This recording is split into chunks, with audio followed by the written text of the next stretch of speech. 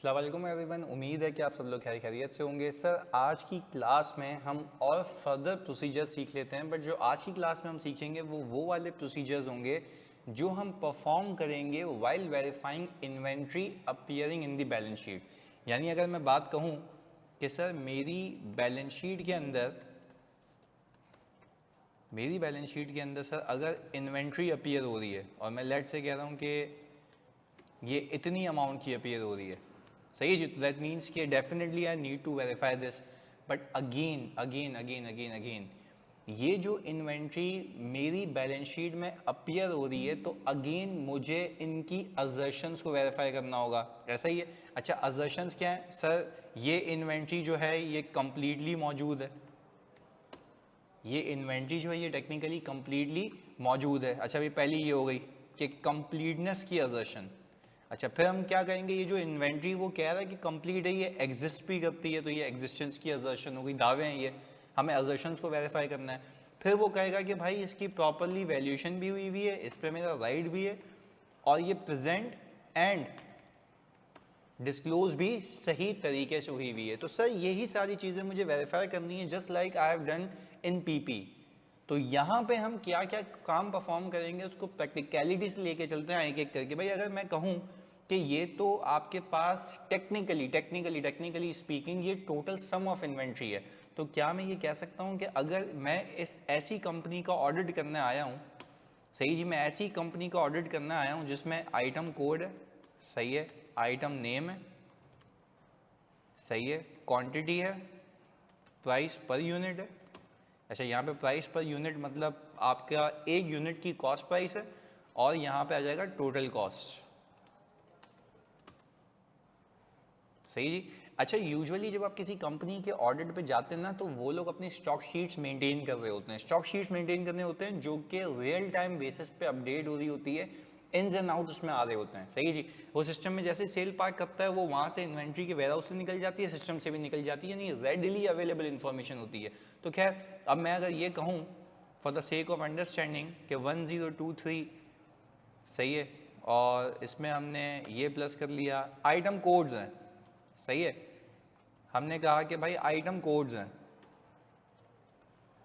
अच्छा, item codes क्या होते हैं कि हम इन्वेंट्री को पहचान पाए, यानी भाई अगर मैं कहूं कि मैंने लेट से आइटम नेम है लक्स, सही है जी, मैंने कहा एक कंपनी है, सही है ना, जो लक्स बेचती है। अच्छा भाई लक्स की क्वांटिटी कितनी है? 50 मौजूद है, एक लक्स इनको कितने का पड़ता है? 30 का। तो हमने ये कहा कि भाई टोटल कॉस्ट कितनी हो गई सर? 1500 की। अच्छा, फिर हमने कहा 1023 लक्स पिंक है। अच्छा, फिर हमने कहा लक्स प्योर वाइटनिंग, मतलब ऐसी ही कैटेगरीज में बता रहा हूं मैं, सही जी। ये आ गया लक्स प्योर वाइटनिंग। अच्छा भाई इसकी क्वांटिटी हमारे पास 120 की मौजूद है, इसकी क्वांटिटी बच्चों हमारे पास 120 की मौजूद है। हमने कहा कि भाई ये कितने का पता है हमें? 45 का। तो हमने कहा भाई ये आपका मल्टीप्लाई होकर ये आ गया, एंड सो ऑन, ऐसे चलता रहेगा। ऐसी हजारों की लिस्टिंग होती है, अगेन रिपीट कर रहा हूँ, ऐसे हजारों की लिस्टिंग होती है, 400-500 प्रोडक्ट हो सकते हैं। पर देखो इसके अंदर एक बात याद रखना, अलग अलग चीज का अलग अलग गेम होगा। खैर, पर अगर मैं कहूँ लेट से अगर मैंने यहाँ पे 50 किया था तो मैं यहाँ पे 5000 करूँ, सही जी, और उसको मैं लेट से 15,000 कर दूं तो ये अमाउंट्स बनती हैं, ऐसा ही है। और मैं यहाँ पे जाके टेक्निकली एक जीरो कम कर दूं तो ये 1.2 मिलियन की इन्वेंट्री आ गई। तो अगर मैं देखता हूँ तो ये 825000 आ रहा है, सही जी। अब मैंने कहा कि भाई शैम्पू आ गया, सही जी, और शैम्पू हमारे पास आ गया लेट से लिवॉन का, और हमने कहा कि भाई हमारे पास जो कुल मिला के हमें अमाउंट चाहिए, मैं उसे समझाने के लिए बना रहा हूँ ये फिगर। ऐसे बहुत सारे आइटम होते हैं बच्चों, में अगेन रिपीट कर रहा हूँ, ऐसे बहुत सारे आइटम होते हैं, सही जी। हमने कहा ये 105 का है, सही जी।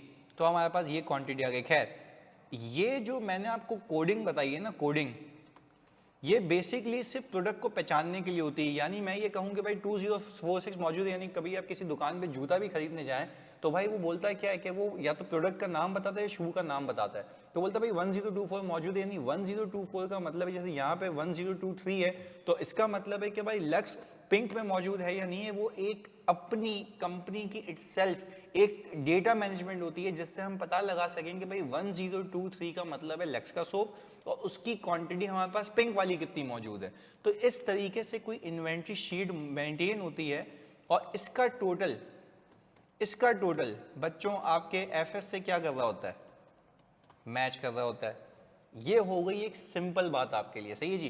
पर अब हम करने लगे हैं ऑडिट और मुझे ये वेरीफाई करना है कि क्या मेरे फाइनेंशियल स्टेटमेंट्स के अंदर जो इन्वेंट्री आ रही है क्या वो कंप्लीट है भी या नहीं है। तो सर टेक्निकली स्पीकिंग क्या मैं ये कर सकता हूँ कि सर सबसे पहले मैं ऑब्टेन करूंगा लिस्टिंग ऑफ इन्वेंट्री या स्लैश स्टॉक शीट और चेक करूंगा mathematical accuracy and trace it to the financial statements. हाँ भाई, अगेन मैं रिपीट कर रहा हूँ आपको, मैंने सबसे पहले क्या किया, मैंने सबसे पहले ये किया कि भाई मैंने क्लाइंट को बोला भाई आप एक काम करें, मुझे स्टॉक शीट दे दें अपनी, सही जी, इन्वेंट्री लिस्टिंग प्रोवाइड करते हैं। उसने बोला क्यों, बोला भाई मेरी मर्जी, मुझे चाहिए, मैं ऑडिट करूँ, आपने एंगेजमेंट लेटर में लिख के दिया, जो मांगेंगे देंगे, काम से रिलेटेड। खैर हमने बोला भाई स्टॉक शीट ले ली, मेरा रिस्क क्या है, ऐसा तो नहीं है कि यहाँ पे कोई इन्वेंट्री आ रही हो और उसने उसको वहाँ पे फाइनेंशियल स्टेटमेंट्स में पार्क ना किया हो, तो वो कंप्लीटनेस का रिस्क मैं इंश्योर करूँगा, क्योंकि अदरवाइज मेरी इन्वेंट्री अंडर स्टेटेड दिखेगी, क्योंकि होनी नहीं चाहिए ना, क्योंकि एक चीज़ मौजूद है तो आप उसको फाइनेंशियल्स में रिकॉर्ड करो। तो ये तो हो गया पहला काम कंप्लीटनेस का। अब आपने टेक्निकली, प्लीज सुनिएगा बहुत फोकस के साथ, अभी आप काम कर रहे हैं कंप्लीटनेस के ऊपर, आपने टेक्निकली अभी तो ये मेक श्योर कर लिया कि जो मेरे पास इन्वेंट्री लिस्टिंग के अंदर या स्टॉक शीट के अंदर जो चीज़ें आ रही हैं वो एफएस में अप्रोप्रिएटली रिफ्लेक्ट हो रही हैं या नहीं हो रही हैं। पहला काम आपने ये किया। बट ये भी तो हो सकता है कि ये जो आपकी स्टॉक शीट है ये ही इनकम्प्लीट हो। अगेन बता रहा हूँ, यहाँ पे मैंने सिर्फ 3 आइटम रखे हैं just for the sake of understanding. Practical life के अंदर ऐसे 400-500 आइटम्स होंगे, बल्कि इससे भी ज़्यादा होंगे, हर एक की कोडिंग अलग होगी। अगर मैं स्माइल इंडस्ट्रीज की बताऊं तो वहाँ पे उनके चिप्स के अलग अलग फीचर हैं, 50 वाली, तो उसके अलग अलग कोड्स हैं, तो वो अलग अलग क्वांटिटी मेंटेन हो रही होती है, वो उनका अपना हिसाब किताब होता है for the sake of easiness, ताकि वो पार्क कर सके। अलग अलग लेजर खुले हुए होते हैं, हर एक इन्वेंट्री का सब लेजर होता है। खैर अब हमने ये कहा कि भाई मुझे अभी ये खदशा है कि कहीं ऐसा तो नहीं है कि यहाँ पे ये जो क्वांटिटी बता रहा है, यहाँ पे ये जो क्वांटिटी बता रहा है 5000 की, हो सकता है ये 5000 जो है वो टेक्निकली कंप्लीट ही ना हो।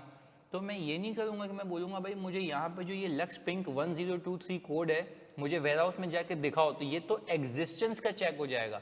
यानी आप बोल रहे हैं जो शीट में आ रहा है वो मौजूद है, ये तो एग्जिस्टेंस का चेक है।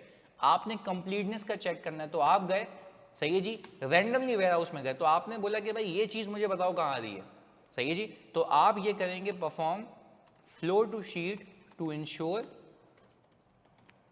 कंप्लीटनेस, सैंपल बेसिस के ऊपर। भाई आप गए, आपने बोला भाई ये आइटम है, अब फॉर एग्जांपल आप गए, आपको एक डिब्बा पड़ा हुआ देखा और डब्बे के ऊपर लिखा हुआ था, क्योंकि रैक्स बने हुए होते हैं और रैक्स के ऊपर कोडिंग हुई होती है कि इस कोड का माल यहाँ रहेगा। यानी अगर मैं कहूँ 4092 है तो 4092 का जो कोड है वहाँ पे सिर्फ शैम्पू लिवॉन पड़े हुए होंगे, इसके अलावा कुछ भी नहीं होगा, ताकि वो आइडेंटिफिकेशन मार्क होता है, ईजी टू एक्सेस होता है, ताकि आराम से वहीं पे हिसाब किताब हो, प्लस माइनस।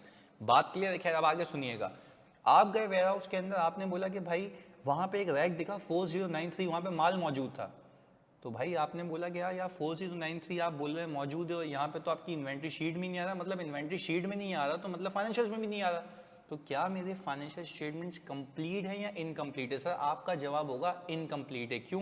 क्योंकि एक चीज़ फिजिकली एग्जिस्ट करती है, वो मेरी शीट में नहीं है, तो शीट में नहीं है तो एफएस में भी नहीं है, क्योंकि इसी शीट से फाइनेंशियल स्टेटमेंट्स बनाए गए हैं। तो सर समझने की बात यह है कि एक तरीका तो ये है आपका, प्लीज सुनिएगा, कंप्लीटनेस इंश्योर करने का कि आप फ्लो टू शीट परफॉर्म करें, सही जी। तीसरा, inquire from management that whether any of the company stock is with third party. भाई ऐसा तो नहीं है कि कोई इन्वेंट्री हमारी हो, हमारा राइट हो, पर हमने क्योंकि हमारे पास इतनी स्पेस अवेलेबल नहीं थी, हमने किसी और के पास रखवाया वो, तो भाई वो है किसी और के पास ना, है तो हमारी। तो अगेन मैं रिपीट कर दूं, अगेन मेरा कहने का बच्चों मतलब यही है कि क्या हम ये कहेंगे कि भाई मुझे अब कंप्लीटनेस को इंश्योर करने के लिए ये वापस से इंक्वायरी करनी पड़ेगी और फिर इंक्वायरी करने के बाद मैं ये देखूंगा क्या वो वही चीज़ जो वो बता रहा है तो क्या वो मेरी इस शीट के अंदर आ रही है। ये तो हो गया सर आपका कंप्लीटनेस का काम। इसको भी हम ज़रा यहाँ पे फॉर्मेटेड वे में ले आएँ। ये हो गया सर आपका कंप्लीटनेस का काम। अब इसको आगे लेके चलते हैं कि स्टेप, पहले हम इसको ज़रा अच्छा सा बना दें।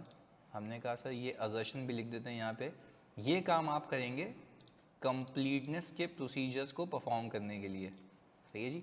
यहाँ पे लिख देते हैं कंप्लीटनेस, सही जी। ये हो गया कंप्लीटनेस का काम। अच्छा भाई, इसके बाद हमने कहा कि सर अगर मैंने कहा चलो भाई कंप्लीटनेस इंश्योर कर ली, एक चीज़ कंप्लीट हो गई, अब हमें काम करना है एग्जिस्टेंस के ऊपर। अच्छा, एग्जिस्टेंस के लिए सही है, on a sample basis perform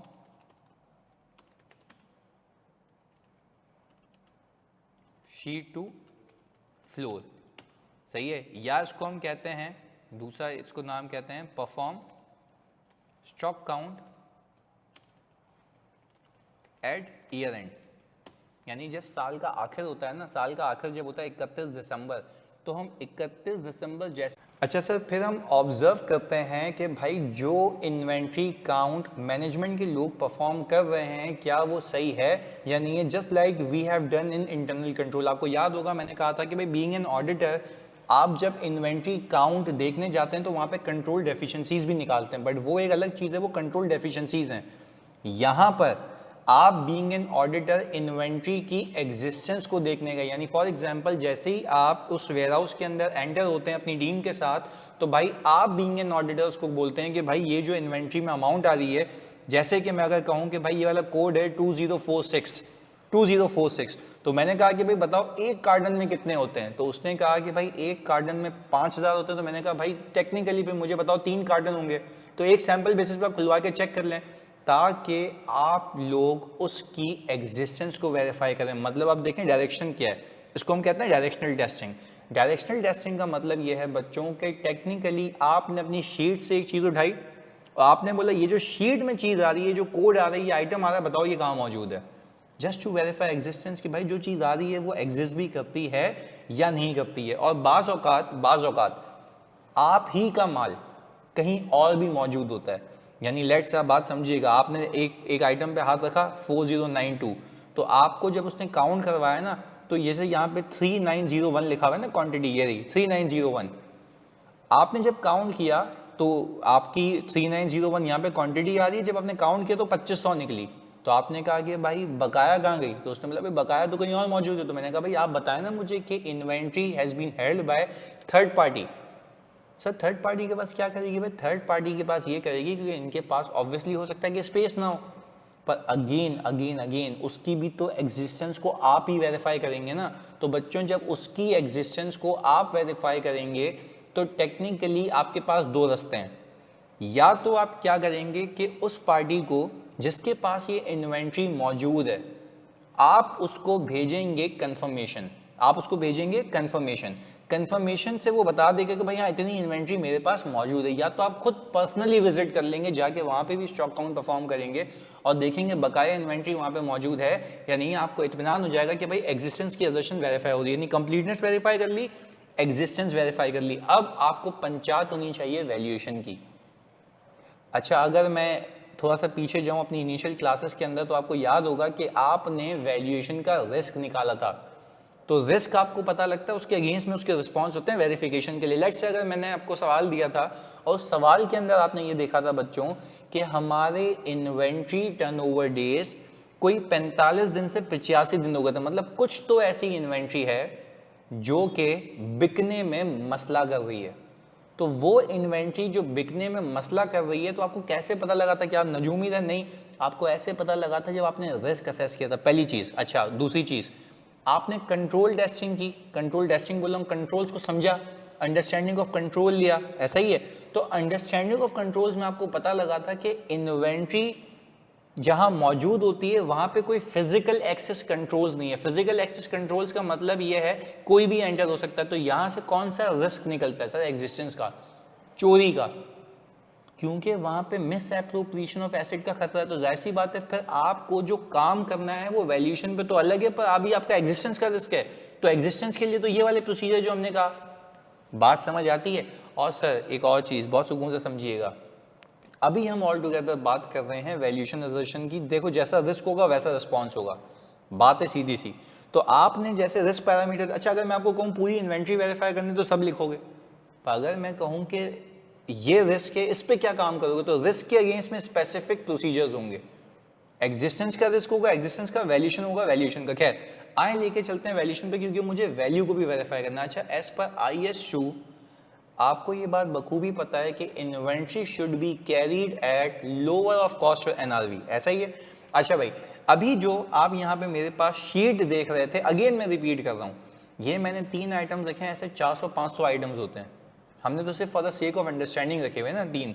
खैर अभी यहाँ पे ये इन्वेंट्री 30 पे कैरी हो रही है, जो लक्स पिंक है जिसका कोड है 1023, और 2046 जिसका कोड है वो 45 रुपए पे कैरी हो रहा है। मुझे तो ये खदशा है, ऐसा तो नहीं है, ऐसा तो नहीं है कि ये जो इन्वेंट्री है सस्ती हो और हमने ज़्यादा पे रिकॉर्ड की हुई हो, क्योंकि प्रिंसिपल तो लोअर ऑफ कॉस्ट और NRV का है ना। तो इसको कैसे वेरीफाई करना है, अब इसकी बात कर लेते हैं। पहला प्रोसीजर, फिर मैं आपको एक साथ दिखाता हूँ। वो पहला प्रोसीजर सर देखें, यहाँ पे मैंने लिखा हुआ है वैल्यूएशन असर्शन के लिए कि while performing stock count be aware of obsolete item. जब आप गिन रहे थे इन्वेंट्री, जब आप इन्वेंट्री गिनने गए थे, तो जब इन्वेंट्री आप गिनने गए थे तो वहां पे आपने नजर में रख लिया था कि वो एक ऑब्सोलीट आइटम था। अच्छा ऑब्सोलीट आइटम था मतलब वो है कि एक खस्ता हालत में था, तो जाहिर सी बात है वो बिकेगा सही नहीं। तो आपने मैनेजमेंट को बोलना है कि भाई आपने जो ये वाला कोड का आइटम था उसमें इतने यूनिट्स खराब थे, तो आपने उसका क्या किया, क्योंकि while I was performing a stock count, जब मैं स्टॉक काउंट परफॉर्म कर रहा था तो मैंने वहां पे बखूबी देखा कि वहां पे आपकी इन्वेंट्री ऑब्सोलीट मौजूद थी, उसका आपने क्या किया। तो एक तो आपने प्रोसीजर ये परफॉर्म कर लिया जस्ट टू मेक श्योर कि भाई ऑब्सोलीट आइटम्स पे प्रोविजनिंग तो हो ही गई हो, पहली चीज हो गई, ये बात क्लियर है। अच्छा एक और भी चीज ऐड करता हूँ फिर वैल्यूएशन को आगे लेके चलता हूँ। जब आप स्टॉक काउंट करके आते हो ना ऊपर एग्जिस्टेंस को वेरीफाई करते वक्त, तो आप क्या करते हैं, उस शीट पे अपना साइन करते हैं, उस शीट पे वेयर हाउस मैनेजर का साइन लेते हैं, वो लॉक हो जाती है कि क्वांटिटी लॉक है, उसकी वैल्यू भी लॉक हो जाती है। जब आप ऑडिट करने आते हैं ना तो वही शीट बैग से निकालते हैं जिस पे साइन होता है आपका, उसका वेरीफाइड होती है, और वही इन्वेंट्री का टोटल आप मैच करते हैं फाइनेंशियल स्टेटमेंट से, और वही अगर टोटल नहीं होता मतलब कुछ एंट्रीज मारी हैं, तो भाई क्यों मारी हैं, तो ये भी पकड़ने की बात है। आप तो एग्जिस्टेंस वेरीफाई करके आते हैं, चेंज कैसे हो गई, हिम्मत कैसे हुई चेंज करने की। तो सवाल ये है कि भाई जो आप काउंट करके आए थे वो चेंज नहीं होना चाहिए। तो मैंने ये एड ऑन बात बता दी आपको। खैर वैल्यूएशन पे वापस आते हैं। पहला प्रोसीजर क्या परफॉर्म किया वैल्यूएशन पे कि आप जब काउंट करने गए थे तो आपने टेक्निकली ख्याल रखा इस बात का कि ऑब्सोलीट आइटम्स अपने दिमाग में रख लिए या नोट कर लिए, उस पर आके आपने मैनेजमेंट से बात करनी है। दूसरी चीज आपने कहा कि भाई आप ये देख लो ना कि ईयर एंड के बाद वो इन्वेंट्री कितने की बिकी। अगर लेट्स से मैं कहूँ कि यहाँ पे जो लक्स वाइडनिंग है जिसका कोड है 2046, अभी वो 45 रुपए पे कैरी हो रहा है। मैंने 2 जनवरी को देखा, 3 जनवरी को देखा वो 39 रुपीज पे बिका है। तो क्या मैं कह सकता हूँ कि भाई ये कम क्यों बिका। अब 2 सवाल है ना, सब्सिक्वेंट इवेंट लग रही है। अब 2 चीजें, या तो ये इन्वेंट्री ईयर एंड के बाद फ्लड के आने से खराब हुई है, तो भाई अगर फ्लड के आने से खराब हुई तो इट मेक सेंस कि सस्ती बिकनी चाहिए। बट अगेन अगर कोई ऐसा वन ऑफ इवेंट नहीं है तो ये इन्वेंट्री भाई ईयर एंड के ऊपर ही इम्पेयर्ड थी, आपको पता बाद में लगा है। तो समझने की बात यह है कि ऑडिटर NRV टेस्टिंग कैसे करता है। ऑडिटर NRV टेस्टिंग ऐसे करता है कि वो सैंपल बेसिस पे गुड्स को उठाता है और मैनेजमेंट को बोलता है कि भाई आप एक काम करें, मुझे अपनी सेल्स इनवॉइसेस दिखाएं कि आपने कितने पे ये इन्वेंट्री बेची है जो ईयर एंड पे एग्जिस्ट कर रही थी। अगर वो इन्वेंट्री ज्यादा पे बिक रही है तो कोई मसले वाली बात नहीं है, लोअर ऑफ कॉस्ट और NRV का प्रिंसिपल सही फॉलो हुआ था, सही कैरी हुई थी वो कॉस्ट पे, क्योंकि कॉस्ट लोअर थी NRV ज्यादा थी। बट अगेन अगर मेरी NRV कम है तो जाहिर सी बात है NRV लॉस बुक हो जाना चाहिए था, आपने बुक नहीं किया है तो ये एक मिस स्टेटमेंट है। फिर वही कहानी निकलती है रिपोर्ट के ऊपर, मटेरियल है नहीं है सारी चीजें। खैर ये एक तरीका हो गया। इसके अलावा आप मैनेजमेंट को बोलते हैं कि भाई मैनेजमेंट आप एक काम करें, मुझे आप इन्वेंट्री की एजिंग रिपोर्ट दे दें। तो मैनेजमेंट कह रही है एजिंग रिपोर्ट क्या होती है। भाई एजिंग रिपोर्ट में आ रहा होता है कि कौन सी इन्वेंट्री कब खरीदी गई थी। तो जाहिर सी बात है अगर मैं देखूं कि 2023 चल रहा है, मैं 2023 का ऑडिट कर रहा हूं और 2001 की इन्वेंट्री आ रही है और उसके 200 आइटम्स आ रहे हैं, तो भाई क्यों आ रहे हैं, क्यों नहीं बिक रही? तो मतलब वो इन्वेंट्री टेक्निकली ऑब्सोलीट है या स्लो मूविंग है, उसके ऊपर प्रोविजन हो जाना चाहिए, क्योंकि वो बिकने में मसला कर रही है ना। या तो management should have a proper justification, उसके आइटम्स बिकते हुए दिख रहे हो मुझे, ज़्यादा बिके होंगे तो मैं मान लूंगा सही है बिकेगी आगे, बट अगेन अगर उसकी कोई सेल नहीं है तो आप उसको प्रोवाइड फॉर करवा देंगे, उसका एनआरवी लॉस होना चाहिए। तो हमने कहा कि तीसरी चीज़ ये है कि आपने टेक्निकली एजिंग रिपोर्ट ले ली। इससे पहले क्या था सर, आपने technically subsequent sales of inventory check कर ली। तो ये सारे प्रोसीजर्स किसके लिए हैं सर? ये सारे प्रोसीजर्स हैं सिर्फ और सिर्फ वैल्यूएशन के लिए, सिर्फ और सिर्फ वैल्यूएशन के लिए। तो आपने ये बात याद रखनी। खैर ये तो देखें, अब मैंने जितनी भी बातें की वो क्लोजिंग की एजेड की इन्वेंट्री की बात की, पर व्हाट अबाउट जो इस साल परचेजेस हुई हैं, तो for the sample of purchases, क्योंकि परचेजेस कोई हजारों में लाखों में होती हैं, तो आपने क्या करना है, फॉर द ईयर की ट्रांजैक्शंस को भी वेरीफाई करना है। तो आपने ये करना है कि जो इस साल परचेजेस हुई हैं उसका सैंपल सेलेक्ट करना है और उसके सैंपल को आपने वाउच करना है, वेरीफाई करना है सपोर्टिंग डॉक्यूमेंट से। सर वो सपोर्टिंग डॉक्यूमेंट्स क्या हो सकते हैं? आपका परचेज ऑर्डर, क्योंकि उसके बगैर आप इन्वेंट्री खरीद नहीं सकते।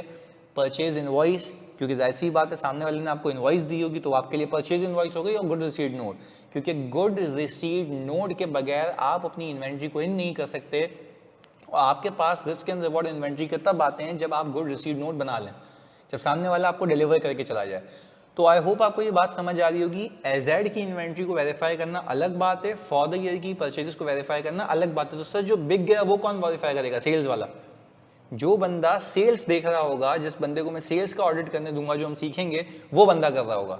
बात क्लियर है? तो sir this was all about valuation. और टेक्निकली जब आप इनवॉइसेस को वेरीफाई करेंगे तो जाहिर सी बात है कंपनी के नाम पे आ रही होगी तो उससे राइट भी वेरीफाई हो जाएगा। तो सर टेक्निकली क्या मैं ये कह सकता हूँ कि अगर बात समझिएगा सुकून से, फोकस के साथ, अगर मैं इनवॉइसेस को वेरीफाई कर लूँ, अगर मैं बच्चों इनवॉइसेस को वेरीफाई कर लूँ तो टेक्निकली स्पीकिंग मेरी वैल्यूएशन प्लस राइट की असर्शन दोनों वेरीफाई हो जाते हैं।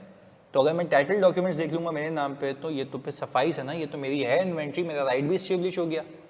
बात क्लियर है बच्चों? खैर आगे फिर मैंने कहा कि भाई आप अपनी मैनेजमेंट से ये भी पूछें, बहुत सुकून से समझना, कि ऐसा तो नहीं है कि किसी और की इन्वेंट्री आपने रखी हुई है। भाई जैसे आपकी इन्वेंट्री किसी और के पास हो सकती है वैसे किसी और की आपके पास भी हो सकती है। तो आपने ये मेक श्योर करना है कि वो आपकी इन्वेंट्री में इंक्लूडेड ना हो, क्योंकि उसके ऊपर आपका राइट नहीं है। और फिर अगेन आखिर में आपने इंश्योर कर लेना है कि प्रॉपर डिस्क्लोजर जो आईएफआरएस के हिसाब से बनता है कि भाई अगर ट्रेडिंग अकाउंट है तो ओपनिंग प्लस परचेजेस पूरी मूवमेंट दिखाई हुई है नहीं दिखाई हुई। तो sir this was all about verification of inventory और बहुत आसान है अगर आपने लॉजिकली किया हुआ है। अगली क्लास में अगले प्रोसीजर्स के साथ मिलते हैं। जज़ाकल्लाह।